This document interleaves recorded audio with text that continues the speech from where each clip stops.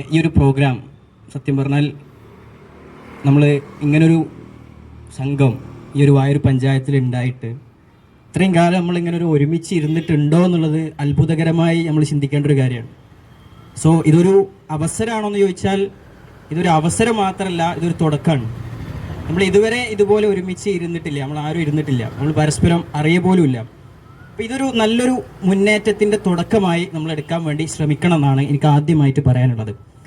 രണ്ടാമത്തത്, ഈ ഒരു പ്രോഗ്രാം സംഘടിപ്പിച്ച MSF പ്രത്യേകം അഭിനന്ദനങ്ങൾ അർപ്പിക്കുകയാണ്. ഇനിയും ഇതുപോലെ മറ്റു സംഘടനകളും വിദ്യാർത്ഥികളും എല്ലാം ഇതിൽ മുന്നിൽ നിന്ന് നയിക്കണമെന്ന് പ്രത്യേകം സാന്ദർഭികമായി ഉണർത്തുകയാണ്. ഞാൻ ഇങ്ങോട്ട് വരുമ്പോൾ വലിയ സന്തോഷത്തിലാണ് ഇങ്ങോട്ട് വന്നത്. ഞാൻ ഒരുപാട് കാര്യങ്ങൾ ഈ ഒരു പ്രോഗ്രാം അറിഞ്ഞതു മുതൽ ചിന്തിച്ചു തുടങ്ങിയപ്പോൾ ഞാൻ പറയുന്ന കാര്യങ്ങൾ ഇവിടെ പലരും പറഞ്ഞു കഴിയും എന്ന് എക്സ്പെക്റ്റേഷനിലാണ് ഞാനിവിടെ സംസാരിക്കാൻ. എൻ്റെ അവസാനത്തെ സംസാരമാണ് എൻ്റെതെന്ന് ഞാൻ ലിസ്റ്റിൽ കണ്ടപ്പോൾ ഞാൻ ഒരുപാട് ചിന്തിച്ചു ഇനിയിപ്പോൾ എന്തെങ്കിലും എനിക്ക് സംസാരിക്കാൻ ഉണ്ടാവുമെന്ന്. പക്ഷേ എനിക്കൊരു സങ്കടമാണ് തോന്നിയത്. കാരണം ഇതിൻ്റെ ഔട്ട്ലൈനിലൂടെയാണ് എല്ലാവരുടെ സംസാരവും ഇതുവരെ പോയിട്ടുള്ളത് എന്നുള്ളത് വളരെ സങ്കടകരമായി ഞാൻ നിങ്ങളെ നിങ്ങളെ മുന്നിൽ സൂചിപ്പിക്കുകയാണ്. ഇവിടെ ഒന്ന്, എങ്ങനെ ഇത് നമ്മളെ ബാധിക്കും എന്നുള്ളതാണ്. ഇത് എങ്ങനെ ബാധിക്കും എന്ന് ചോദിച്ചാൽ, ഇപ്പം നമ്മൾ ഇവിടെ ഇരിക്കുന്ന ആളുകൾ ഉൾപ്പെടെ ഇതിലാരും അതീതനല്ല. ഒന്നാമത്തെ കാര്യം അതാണ്. ഇവിടെ നമ്മൾ ഉൾപ്പെടെയുള്ള ആളുകൾ ഇതിന് അതീതനാണോ എന്ന് നമ്മൾ ചിന്തിച്ചു നോക്കാം. കാരണം അത്രയും സുലഭമാണ് ഈ പ്രൊഡക്റ്റുകളെല്ലാം ഇവിടെ ഉള്ളത്. എല്ലാം സുലഭമായി കഴിഞ്ഞു. ഒന്നാമത്തെ പോയിന്റ് അതാണ്. രണ്ടാമത്തെ കാര്യം, ആരെങ്കിലും ഒന്ന് കഞ്ചാവ് ഉപയോഗിച്ചാൽ കുഴപ്പമില്ല എന്ന് പറഞ്ഞ ആരെങ്കിലും ഇവിടെ ഇരിക്കുന്നുണ്ടോ? ആരെങ്കിലും ഇവിടെ ഇരിക്കുന്നുണ്ടോ? ഈ പറഞ്ഞ ആളുകൾ ആരും പറഞ്ഞിട്ടില്ല കഞ്ചാവ് അത് കുഴപ്പമില്ല എന്ന് ആരും പറഞ്ഞവരിവിടെ ഇല്ല. അങ്ങനെ പറയുന്ന ഒരു സംഘം ഇന്ന് കേരളത്തിലുണ്ട് എന്ന് പറഞ്ഞാൽ അത് നിങ്ങൾ അംഗീകരിക്കുമെന്ന് എനിക്കറിയില്ല. തെളിവ് വേണമെങ്കിൽ ഞാൻ കാണിച്ചു തരാം. ഒരുപാട് തെളിവുകൾ, ഒരു വ്യക്തിൻ്റെ തെളിവല്ല, ഇഷ്ടംപോലെ വിദ്യാർത്ഥികളുടെ തെളിവുകൾ അനേകം ഞാൻ വേണമെങ്കിൽ ഇവിടെ പ്ലേ ചെയ്യാൻ തയ്യാറാണ്. രണ്ടാമത്തത്, മൈത്രേൻ എന്ന് പറയുന്ന ഒരു വ്യക്തിയുണ്ട്, നിങ്ങൾക്ക് അറിയുമോയെന്നറിയില്ല. അദ്ദേഹം പറഞ്ഞത് കഞ്ചാവ് ലീഗലൈസ് ചെയ്യണം എന്നാണ്. കഞ്ചാവ് ലീഗലൈസ് ചെയ്യണം. ഇയാൾക്കെതിരെ നടപടിയെടുക്കാൻ ഇവിടെ ആരെങ്കിലും തയ്യാറായോ എന്നുള്ളത് നിങ്ങൾ ശ്രദ്ധിക്കേണ്ട ഒരു കാര്യമാണ്. ഇവിടെ ഒരുപാട് ആളുകൾ, ഒരുപാട് രാഷ്ട്രീയക്കാർ ഇവിടെ ഉണ്ട്, ഒരുപാട് മതസംഘടനകളുണ്ട്, ഇവിടെ ഗവൺമെന്റ് ഉണ്ട്. ഇത്തരം ഇതിന്റെ ഉത്ഭവമായിട്ടുള്ള പ്രശ്നങ്ങൾക്ക് പരിഹാരം കണ്ടെത്താൻ ഇവിടെ തയ്യാറായിട്ടില്ല എന്നുള്ളത് ഇതിൽ വളരെ വലിയൊരു പ്രശ്നമായി, ഒരു ദുരന്തമായി ഇന്ന് മാറിക്കൊണ്ടിരിക്കുകയാണ്. അദ്ദേഹം പറയുന്ന സ്റ്റേറ്റ്മെന്റുകൾക്ക് കേൾക്കാൻ ഇവിടെ ആളുകളുണ്ട്, അദ്ദേഹത്തിന് ഓഡിയൻസ് ഉണ്ട്, അദ്ദേഹം ബുക്ക് ചെയ്തുന്ന ആളാണ്, അദ്ദേഹം സംസാരിക്കുന്ന ആളുകളാണ്, അദ്ദേഹത്തിന് ഒരുപാട് ആളുകളുണ്ട്. അദ്ദേഹം പറയുന്നത് അംഗീകരിക്കാൻ ഇവിടെ ആളുകളുണ്ട്, അത് ഏറ്റുപിടിക്കാൻ എത്ര വിദ്യാർത്ഥികളുണ്ട്. ആരാണ് അദ്ദേഹത്തിനെതിരെ ഇവിടെ സംസാരിക്കാൻ ഉണ്ടായതാണ്? ഞാൻ 5 പോയിന്റുകളോട് പറയാനുണ്ട്. 5 പോയിന്റുകൾ ഇത് കടന്നു വരാനുള്ള സാഹചര്യം. വിദ്യാർത്ഥികളുടെ ഒന്നാമത്തെ സാഹചര്യം, ജീവിതം ആസ്വദിക്കാൻ മാത്രമാണ് എന്നുള്ളൊരു ചിന്ത വിദ്യാർത്ഥികളുടെ ഇടയിലുണ്ട്. ഇല്ല, നിങ്ങൾക്ക് ആർക്കും സമ്മതിക്കാൻ പറ്റുമോ? ജീവിതം ആസ്വദിക്കാൻ മാത്രമുള്ളതാണ്. ഒരുപാട് ലിബറൽ കാഴ്ചപ്പാടുകൾ, ഫെസ്റ്റിവൽ മൂഡാണെന്ന്. സോ ഈ ഒരു ജീവിതം ആസ്വദിക്കാൻ മാത്രം, ഞാൻ അണ്ടർലൈൻ ചെയ്യാണ്, ജീവിതം ആസ്വദിക്കാനുള്ളത് ഒരു ഭാഗത്തുണ്ടെങ്കിലും ജീവിതം ആസ്വദിക്കാൻ മാത്രമുള്ളതാണെന്ന സ്റ്റേറ്റ്മെന്റ് ഇന്ന് എല്ലാവരും പറഞ്ഞും പാടി നടക്കാൻ. എല്ലാത്തിനും ആസ്വാദനത്തിന്റെ വഴി കണ്ടെത്തുമ്പോൾ ഇവർ ആസ്വാദനത്തിന്റെ വഴിയിലേക്ക് എത്തിപ്പെടാതിരിക്കാനുള്ള സാഹചര്യം നമ്മൾ ഉണ്ടാക്കുന്നുണ്ടോ? ഇവിടെ ന്യൂ ഇയർ സെലിബ്രേഷൻ എത്ര പ്രൗഢഗംഭീരമായിട്ടാണ് നടക്കുന്നത്. കഴിഞ്ഞ മാസത്തിന്റെ തുടക്കത്തിലെ ന്യൂ ഇയർ സെലിബ്രേഷൻ നടന്നത്. ന്യൂ ഇയർ സെലിബ്രേഷന്റെ പേരിൽ ഈ കേരളത്തിൽ വിറ്റഴിക്കപ്പെട്ട ലഹരിയുടെ കണക്കെടുക്കാൻ ഇവിടുത്തെ ഗവൺമെന്റ് തയ്യാറുണ്ടോ? ന്യൂ ഇയർ സെലിബ്രേഷൻ അവസാനിപ്പിക്കേണ്ട കാലം ഇവിടെ അതിക്രമിച്ച് കഴിഞ്ഞിരിക്കുന്നു. ഒന്ന്. രണ്ടാമത്തെ കാര്യം, ഇവിടെ ഇതിൽ എളുപ്പമായി പണം ഉണ്ടാക്കാനുള്ള മാർഗമായി ഇവിടെ ഇത് സ്വീകരിക്കുന്നു എന്നുള്ളതാണ്. പണം ഉണ്ടാക്കാനുള്ള എളുപ്പത്തിലുള്ള ഒരു മാർഗമായിക്കൊണ്ട് ഇതിനെ കണ്ടതുകൊണ്ടാണ് അവർക്ക് ഇതിൽ പിന്തുടരാൻ, ഇത് തുടർന്ന് ഇതുമായി മുന്നോട്ട് കൊണ്ടുപോകാൻ അവർക്ക് പ്രേരിപ്പിക്കുന്നത്. പ്രത്യേകിച്ച് വിദ്യാർത്ഥികൾ, നിങ്ങൾക്കറിയാലോ, പണത്തിന് ആവശ്യമുള്ള ആളുകളാണ്. ഞാനൊരു അധ്യാപകനായി ജോലി ചെയ്യുന്ന ആളാണ്. ഞാൻ ഈ ഒരു വർഷത്തിൽ ഏകദേശം ഒരു 1000 വിദ്യാർത്ഥികളുടെ അടുത്ത് ഞാൻ സംവദിച്ചിട്ടുണ്ടാവും. ആ ഒരു സാഹചര്യത്തിലല്ല എനിക്ക് മനസ്സിലായത് 10ാം ക്ലാസ് കഴിഞ്ഞാൽ അല്ലെങ്കിൽ ഒരു കരിയർ ബിൽഡ് ചെയ്യുക എന്നതിലപ്പുറം അവർ ചിന്തിക്കുന്നത് പണം ഉണ്ടാക്കുക, പെട്ടെന്ന് പണം ഉണ്ടാക്കുക എന്ന രീതിയാണ് അവർ ചിന്തിക്കുന്നത്. പെട്ടെന്ന് പണം ഉണ്ടാക്കാൻ അവർക്ക് വേണ്ടത് എന്താണെന്ന് ചോദിക്കുമ്പോൾ അവർക്ക് റിസൾട്ടായിട്ട് കൊടുക്കുന്നത് ലഹരിയുടെ ഉപയോഗമാണ്. അവിടെയാണ് ലഹരി കടന്നു വരുന്ന രണ്ടാമത്തെ വഴികളെ നമ്മൾ മനസ്സിലാക്കേണ്ടത്. രണ്ടാമത്തെ വഴിയിൽ തന്നെ പറയാനുള്ള, ഇപ്പം നമ്മുടെ നാട്ടിൽ ഇത് വളരെ അവൈലബിൾ ആണ്. നിങ്ങൾ ആലോചിച്ച് നോക്കൂ, ഈ പിന്നെ കോഴിക്കോട് നിന്ന് രാത്രി ബസ് അല്ലെങ്കിൽ രാവിലെ പുലർച്ചക്കൊന്ന് ബസ് കയറിയാൽ ബാംഗ്ലൂരിലും അതല്ലെങ്കിൽ മറ്റു സിറ്റികളിലും എത്തിപ്പെടും. ഉച്ചയാകുമ്പോഴത്തിനെത്തി അവിടെ നിന്ന് കിട്ടുന്ന ഗ്രാം കഞ്ചാവ് വാങ്ങി അല്ലെങ്കിൽ MDMA പോലെയുള്ള മയക്കുമരുന്നുകൾ വാങ്ങിയിട്ട് അവർ വരുന്നത് രാത്രി അവര് നമ്മുടെ നാട്ടിലെത്തി 1 ഗ്രാമിന് 1500, 2000, 3000 വാങ്ങുന്ന ബാംഗ്ലൂർ പോലുള്ള സിറ്റികളിൽ നിന്ന് കൊണ്ടുവരുന്ന 10, 20 ഗ്രാമുകൾ അവർ ഇവിടെ നിന്ന് വിൽക്കപ്പെടുന്നത് എത്രയോ മടങ്ങ് പൈസക്കാൻ. പിന്നെ അവർക്ക് ജോലിക്ക് പോകാൻ താല്പര്യം ഉണ്ടാവും, അവർക്ക് പഠിക്കാൻ എങ്ങനെ താല്പര്യം ഉണ്ടാവുക? ഈ 2 പോയിന്റുകളെ ഞാൻ ഇവിടെ അഡ്രസ് ചെയ്യാണ്. 3ാമത്തെ പോയിന്റ്, ഇന്നത്തെ വിദ്യാർത്ഥികൾ അസ്വസ്ഥരാണ്. അവർക്ക് അസ്വസ്ഥത എന്താണ് എന്നത് നമ്മൾ മനസ്സിലാക്കി അതിനുള്ള പരിഹാരം ഉണ്ടാക്കി കൊടുക്കാൻ നമുക്ക് സാധിക്കണം. ഇവിടെ വിദ്യാർത്ഥി സംഘടനകൾ പ്രതിനിധികളുണ്ട്, ഇവിടെ രാഷ്ട്രീയ സംഘടനകൾ പ്രതിനിധികളുണ്ട്. അവർക്കുള്ള പരിഹാരം എന്താണെന്ന് നിർദ്ദേശിക്കാൻ നമുക്ക് സാധിക്കണം. എന്താണ് ഇന്നത്തെ വിദ്യാർത്ഥികൾ നേരിടുന്ന അസ്വസ്ഥത? 1ാമത്തെ കാര്യം, ഇതിൽ രാത്രി മുഴുവൻ പുലർച്ചെയാവുമ്പോഴും രാവിലെ പുലരുവോളും മൊബൈൽ ഫോണിൽ ഗെയിം കളിച്ച് അല്ലെങ്കിൽ മറ്റുള്ളവരോട് ചാറ്റ് ചെയ്ത് അശ്ലീലതകളിലേക്ക് പോയിക്കൊണ്ട് രാത്രി ഉറക്കമൊഴിക്കുമ്പോൾ രാവിലെ അവർക്ക് അവരുടെ പഠന സ്ഥലത്തേക്ക് അവരുടെ സ്കൂളിലേക്ക് പോകാനുള്ള ഒരു സാഹചര്യം അവർക്ക് ഉണർന്നിരിക്കാൻ സാധിക്കില്ല. അവിടെ ഉത്തേജകം ആവശ്യമായി വരികയാണ്. എക്സാം എഴുതാൻ ഉത്തേജകം ആവശ്യമായി വരികയാണ്. അവിടെയാണ് 3ാമത്തെ രീതിയിലൂടെ ഇത് അവരുടെ ഇടയിലേക്ക് കടന്നു വരുന്നത്. 4ാമത്തെ വഴി എല്ലാം പരീക്ഷിച്ചു നോക്കുക എന്ന വിദ്യാർത്ഥികളുടെ ഇന്നത്തെ വളരെ പണ്ടൊന്നും നമ്മൾ ചെയ്യാത്ത അരുതെന്ന് പറഞ്ഞാൽ അങ്ങോട്ട് പോകാത്ത അവസ്ഥയുള്ള സമയത്ത് ഇന്ന് അരുതെന്ന് പറയുന്നത് പോലും ഭയപ്പെടുന്ന കാലഘട്ടത്തിലേക്ക് നമ്മൾ മാറിയെങ്കിൽ വെറുതെ എല്ലാം പരീക്ഷിച്ചു നോക്കുക എന്ന ഇന്നത്തെ വിദ്യാർത്ഥികൾ എന്താ പതൊന്ന് ഉപയോഗിച്ചാൽ അത് ഉപയോഗിച്ചപ്പോൾ എന്തുണ്ടാവും, എന്തൊക്കെ കുഴപ്പം, ആരെ ചോദിക്കാൻ എന്നൊരു സിസ്റ്റം ഈ നാട്ടിൽ ക്രിയേറ്റ് ചെയ്യപ്പെട്ടു എന്നതാണ്. ഇതിന്റെ പിന്നിലേക്ക് ഞാൻ വരാം. ഞാൻ പറയുന്നു, കുറച്ചൊന്ന് സമയം, ഒരു 2-3 മിനിറ്റ് ഞാൻ അധികം എടുക്കുള്ളൂ. എന്നാലും ഞാൻ അത് പറഞ്ഞ് പൂർത്തീകരിച്ചിട്ടില്ലെങ്കിൽ ഞാനിവിടെ വന്നതിന് കാര്യമില്ല എന്ന് പൂർണ്ണമായി എനിക്ക് ബോധ്യമുള്ളത് കൊണ്ടാണ് ഞാനിത് ഉണർത്തുന്നത്. 5ാമത്തെ കാര്യം, ഇത് ഉപയോഗിക്കാൻ വളരെ എളുപ്പമാണെന്നുള്ളതാണ്. പണ്ട് ഇവിടെ പറഞ്ഞു മദ്യം ഇന്ന് പിന്നോട്ട് പോയി എന്നത്. പക്ഷെ മദ്യം പിന്നോട്ട് പോയിട്ടില്ല, മദ്യം തന്നെയാണ് മുന്നിലുള്ളത്. പക്ഷെ ഇത് ഉപയോഗിക്കാനുള്ള എളുപ്പം, വിദ്യാർത്ഥികൾക്ക് ക്ലാസ്സിലിരിക്കുമ്പോൾ സ്റ്റിക്കറിന്റെ രൂപത്തിൽ, സ്റ്റാമ്പിന്റെ രൂപത്തിൽ മുറിവുണ്ടാക്കി അതിലേക്ക് പിന്നെ തേച്ചു കൊടുക്കുന്ന സിസ്റ്റം ഇവിടേക്ക് കൊണ്ടുവന്നത് എങ്ങനെയാണ്? ഇത്രയും എളുപ്പമുള്ള വഴി വിദ്യാർത്ഥികളുടെ മുന്നിലേക്ക് തുറന്നു കൊടുത്തു. ആരാ തുറന്നു കൊടുത്തത്? അതിലേക്കാണ് നമ്മൾ വരേണ്ടത്. ഈ 5 സാഹചര്യങ്ങൾ ഉണ്ടാക്കിയവരെ തിരിച്ചറിഞ്ഞാൽ ഇതിന് പരിഹാരം ഉണ്ടാക്കാൻ നമുക്ക് സാധിക്കുന്നത് 100% ഉറപ്പാണ്. 100% ഉറപ്പാണ്. ഇനി ഇതിന്റെ ക്യാമ്പസ് പശ്ചാത്തലം ഇവിടെ സൂചിപ്പിച്ചു. ക്യാമ്പസിൽ ഒരുപാട് രാഷ്ട്രീയ സംഘടനകളുണ്ട്, മറ്റു സംഘടനകളുണ്ട്. അവിടേക്ക് പ്രവർത്തിക്കാൻ പല വിദ്യാർത്ഥികളും പ്രവർത്തിക്കുന്നുമുണ്ട്, പ്രവർത്തിക്കാതെ ഇരിക്കുന്നതുമുണ്ട്. എന്നാൽ കുട്ടികളുടെ ചിന്താഗതി, ക്യാമ്പസിൽ പഠിക്കുന്ന ഒരു കുട്ടിയുടെ ചിന്താഗതി എന്താണെന്നറിയോ? നിങ്ങൾക്ക് എല്ലാവർക്കും അറിയാം, ക്യാമ്പസിൽ പഠിക്കുന്ന വിദ്യാർത്ഥികളെ ഇന്ന് ഉപദേശിക്കാൻ, അല്ലെങ്കിൽ സ്കൂളിൽ പഠിക്കുന്ന ഒരു വിദ്യാർത്ഥിയെ ഉപദേശിക്കാൻ പറ്റാത്ത സാഹചര്യം. എങ്ങനെയാ അവരെ ഉപദേശിക്കുക? ഉപദേശം ഒന്നും കേൾക്കാൻ താല്പര്യമില്ല. ഞാൻ കഴിഞ്ഞ ദിവസം ഈ ഒരു പ്രോഗ്രാം ഉള്ളത് കാരണം എൻ്റെ 2-3 വിദ്യാർത്ഥികളോട് ഞാൻ ചോദിച്ചു, എല്ലാ മക്കളെ നിങ്ങൾക്ക് എന്തൊക്കെയാണ് ഇപ്പം വേണ്ടി, നിങ്ങൾ ആവശ്യം എന്താണ്, നിങ്ങൾ സ്കൂളിൽ ഇപ്പം നടക്കുന്നത് എന്തൊക്കെയാണ് എന്ന് ചോദിച്ചപ്പോൾ അവർ പറഞ്ഞ കാര്യം, നമുക്ക് ഉപദേശിച്ചിട്ടില്ല. ഇവരെ ഉപദേശിച്ചുകൊണ്ട് എങ്ങനെ നമുക്ക് നന്നാക്കാൻ പറ്റും? നമ്മൾ പണ്ട് കാലത്ത് ഉൾക്കൊണ്ടിരുന്ന രീതിയിൽ അവർ നമ്മൾ പറയുന്ന വിഷയങ്ങളെ ഉൾക്കൊള്ളുന്നില്ല എന്നത് നമ്മൾ മനസ്സിലാക്കേണ്ട കാര്യമാണ്. ഇതിൽ അപകടകരമായിട്ട് അടിവരയിട്ട് ഇവിടെ എല്ലാ രാഷ്ട്രീയ പ്രതിനിധികളെയും സാക്ഷി നിർത്തി ഞാൻ പറയുന്നു, ക്യാമ്പസുകളിൽ അഴിഞ്ഞാടുന്ന ലിബറൽ ചിന്താഗതിയാണ് ഇതിന്റെ അടിസ്ഥാന കാരണം. ഞാൻ സ്റ്റാർ ഇട്ടുകൊണ്ട് പറയാൻ, ഇതിന്റെ അടിസ്ഥാന കാരണം ക്യാമ്പസുകളിൽ അഴിഞ്ഞാടുന്ന ലിബറൽ ചിന്താഗതിയാണ്. എന്താ ഈ ലിബറൽ ചിന്താഗതി? എന്താ പൈനക്കുഴപ്പം? നമ്മൾ ചോദിക്കാൻ, ഒരു കഞ്ചാവ് അടിക്കുന്നവനെ അല്ലെങ്കിൽ എന്തെങ്കിലും മയക്കുമരുന്ന് ഉപയോഗിക്കുന്നവനെ കണ്ടാൽ നമ്മൾ പോയിട്ട് ചോദിക്കാൻ, അല്ല മോനെ എന്താ ഈ കഞ്ചാവ് ഉപയോഗിക്കുക, ഇതൊന്നും പാടില്ല, ഇതൊന്നും പറ്റൂല എന്ന് പറഞ്ഞാൽ നിങ്ങൾ ആരാ ചോദിക്കാൻ? അതിനിപ്പോൾ നിങ്ങൾക്ക് എന്തെങ്കിലും നഷ്ടമുണ്ടോ എന്ന് തിരിച്ചു ചോദിക്കുന്ന ഒരു സാഹചര്യം ഈ നാട്ടിൽ, നമ്മുടെ നാട്ടിലുള്ളപ്പോൾ നമ്മൾ അതിനെ അഡ്രസ്സ് ചെയ്യേണ്ടിയിരിക്കുന്നു. ആ ഒരു സാഹചര്യം നമ്മൾ തിരിച്ചറിയുന്നത് എപ്പോഴാണോ അന്ന് നമ്മൾ ഇതിനെ പ്രതിരോധിക്കാനുള്ള വഴികൾ ഉണ്ടാക്കുമെന്നതാണ്. 2ാമത്തത്, ഇതിന്റെ കൂടെ തന്നെ ലിബറലിസത്തിൽ അവർ ചേർത്ത് പറയുന്നതാണ്, ഇത് എന്റെ അവകാശമാണ്, എന്ത് ചെയ്യാൻ ഇവിടെ അവകാശമുണ്ട്, ഞാൻ എന്തും ചെയ്യും, അതെന്റെ അവകാശമാണെന്ന് പറയുന്നവർ ഈ നാട്ടിൽ അധികരിച്ചുകൊണ്ട് ഇന്നത്തെ വിദ്യാർത്ഥികളെല്ലാം എന്ത് ചെയ്താലും അത് എന്റെ അവകാശം. ഒരു ഉമ്മാനെ കൊന്നിട്ട് അത് എന്റെ അവകാശമാണെന്ന് വരുത്തി തീർത്തതല്ലേ ഇവിടെ അവൻ ചെയ്ത തെറ്റ്, അല്ലെങ്കിൽ അവൻ ചെയ്ത ആ ഒരു അതിക്രമം അവന്റെ അവകാശമായി അവൻക്കത് തോന്നുന്നു. ജനിപ്പിച്ച ഉമ്മ ആ ജനിപ്പിച്ചതിനുള്ള ശിക്ഷയാണ് നൽകുന്നതെന്ന് പറഞ്ഞുകൊണ്ട് അവൻ അവന്റെ അവകാശം എടുത്ത് ഉപയോഗിച്ചു എന്നാണ് അവന്റെ സംസാരത്തിൽ നിന്ന് നമ്മൾ മനസ്സിലാക്കുന്നത് ഇതെന്റെ അവകാശമാണെന്ന. എല്ലാത്തിനും അവകാശം, എന്ത് ചോദിച്ചാലും അതിന് അവകാശമുണ്ടെന്ന് പറയുന്ന ഈ തെറ്റായ രീതിയെ നമ്മൾ അഡ്രസ് ചെയ്യണമെന്ന് വീണ്ടും വീണ്ടും ഞാൻ ഉണർത്തുകയാണ്. പിന്നെ പ്രധാനപ്പെട്ട കാരണം ഇതിന്റെ ആഗോള വിപണി തന്നെയാണ്.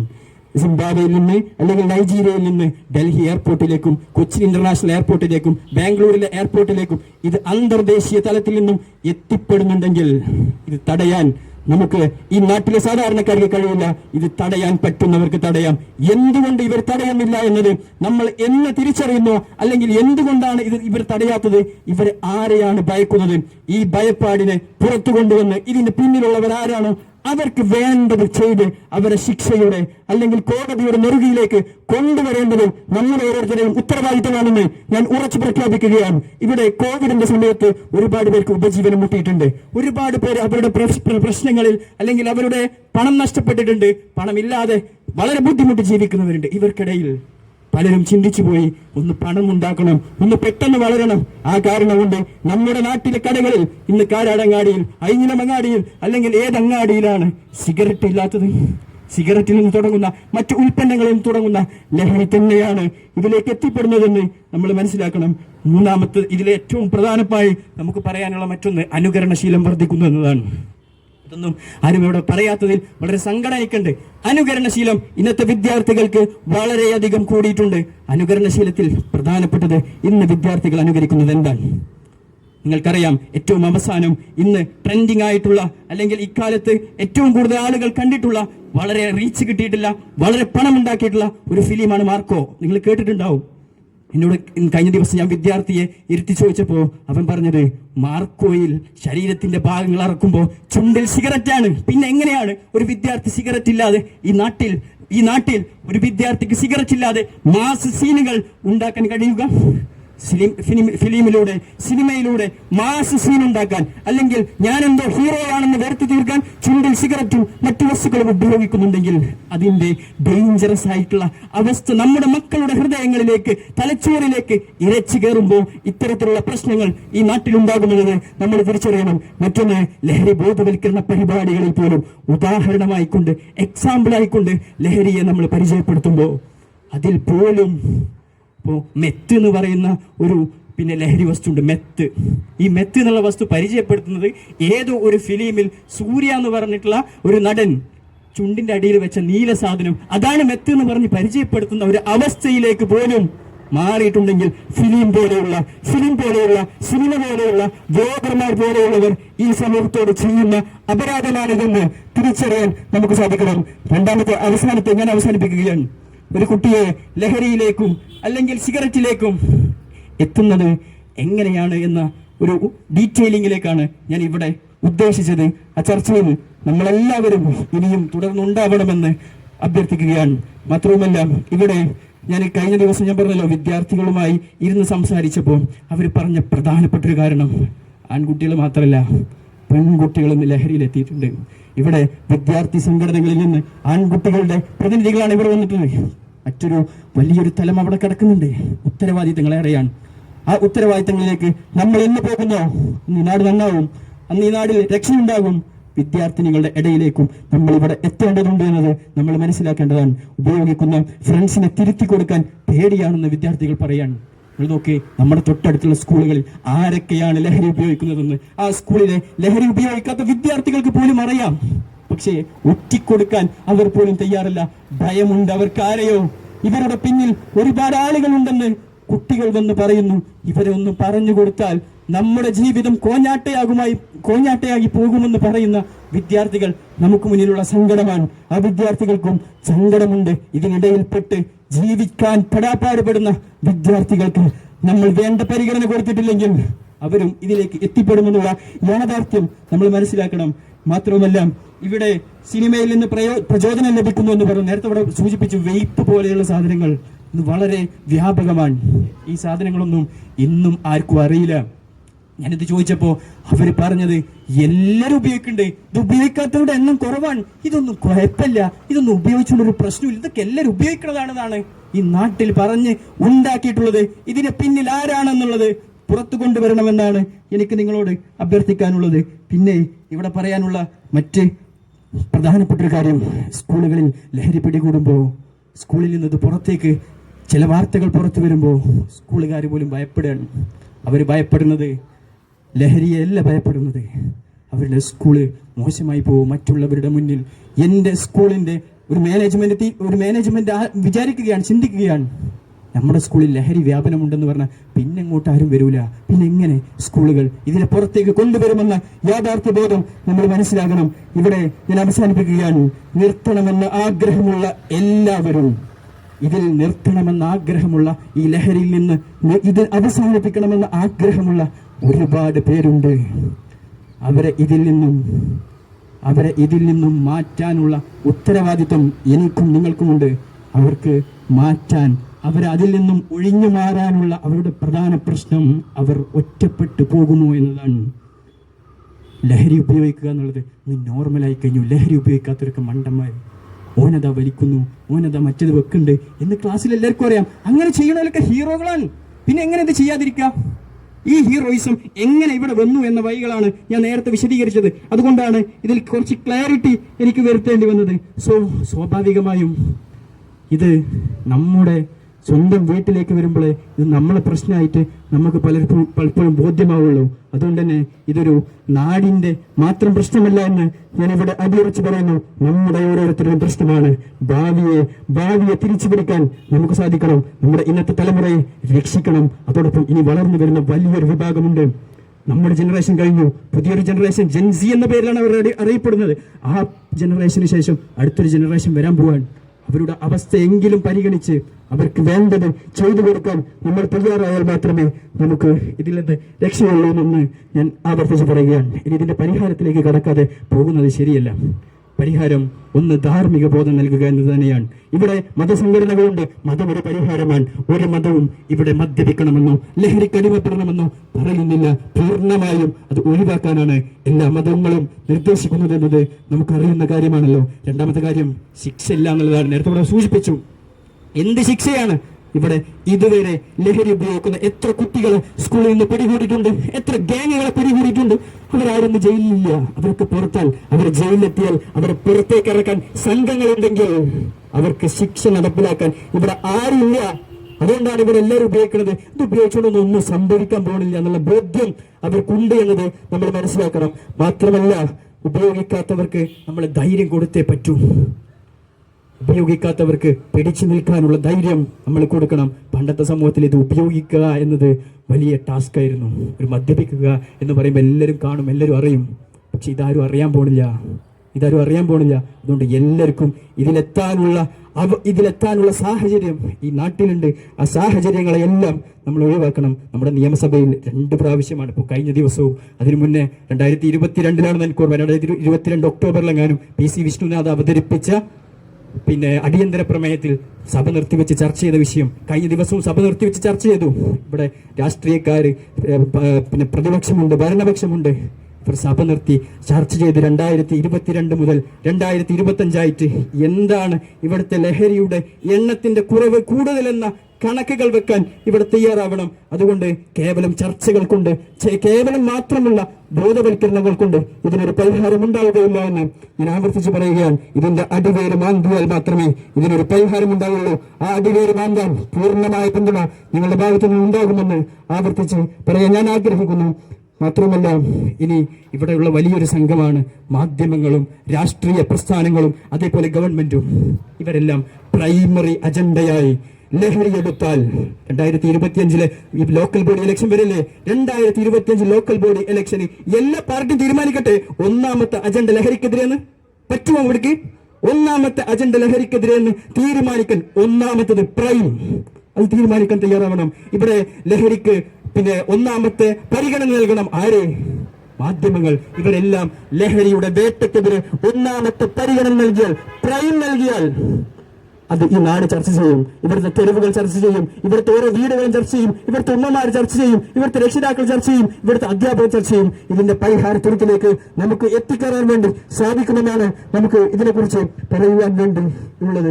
മാത്രവുമല്ല, പ്രിയപ്പെട്ടവരെ, നേരത്തെ ഇവിടെ പലരും സൂചിപ്പിച്ചതാണ്, ഒരു ഭാഗത്ത് മദ്യം മുഴക്കുക, ഇപ്പോൾ ബ്രൂവറി ഡിസ്റ്റിലറിയുമായി ബന്ധപ്പെട്ട പല വിവാദങ്ങളും നടന്നുകൊണ്ടിരിക്കുകയാണ്. ഒരു ഭാഗത്ത് മദ്യ ഷോപ്പുകളും ബാറുകളും വളരെ വ്യാപകമാവുകയാണ്. ഒരു ഭാഗത്ത് വ്യാപകമാകുമ്പോൾ മറുഭാഗത്ത് ഇതിനെതിരെ ശബ്ദിക്കുമ്പോൾ വിദ്യാർത്ഥികൾ ചോദിക്കുകയാണ്, നിങ്ങൾക്ക് പറയാൻ എന്ത് അധികാരമുള്ളത്? ഗവൺമെന്റിന് പറയാൻ എന്ത് അധികാരമുള്ളത്? നിങ്ങളല്ലേ അപ്പുറത്ത് മദ്യം വിളമ്പണത്? നിങ്ങൾ ഞങ്ങൾക്ക് കഞ്ചാവ് കഞ്ചാവ് വിൽക്കണ, കഞ്ചാവ് കൊടുക്കുന്ന, കഞ്ചാവ് വലിക്കുന്ന ഞങ്ങളെ വിമർശിക്കുക നിങ്ങളാരാ? നിങ്ങളല്ലേ അപ്പുറത്ത് ലഹരി വിതരണം ചെയ്യണത് എന്ന് ചോദിച്ചാൽ മറുപടി കൊടുക്കാൻ കഴിയുമെങ്കിൽ മാത്രം ഇത്രത്തോളമുള്ള പണികൾക്ക് പോകുക എന്നാണ് നമുക്ക് ഈ വിഷയവുമായി ബന്ധപ്പെട്ട് സൂചിപ്പിക്കാനുള്ളത്. സോ ഞാൻ അവസാനിപ്പിക്കുകയാണ് ഇവിടെ. ഞാൻ ഇത്രയും പറയാനുള്ള കാരണം ഇത് ഈ ഒരു വേദി അറിയാതെ പോകരുത്, ഇത് ചർച്ച ചെയ്യപ്പെടാതെ പോകരുത്. ഇവിടുത്തെ അടിസ്ഥാന വിഷയം, കാലികമായ വിഷയം, ഇവിടെ എന്തും ചെയ്യാമെന്നുള്ള ലിബറൽ വാദം ഇവിടെ വല്ലാതെ നീങ്ങിയിരിക്കുന്നു, മുന്നോട്ട് പോയിരിക്കുന്നു. ഈ വാദത്തെ തുടച്ചു നീക്കിയാൽ ഈ എന്തും ചെയ്യാമെന്ന ഈ ഒരു ലിബറൽ അജണ്ടയെ തിരുത്തിയാൽ ഈ വാഴയൂർ പഞ്ചായത്തല്ല, ഈ കേരളമല്ല, ഈ നാട് ഒന്നടങ്കം ലഹരിയിൽ നിന്ന് മുക്തമാകാം. ഇസ്ലാം അതിനൊരു മാതൃകയാണ് എന്ന് ഇവിടെ ആവർത്തിച്ച് പലരും സൂചിപ്പിച്ചു. ഞാൻ അതിലേക്ക് കടക്കുന്നില്ല.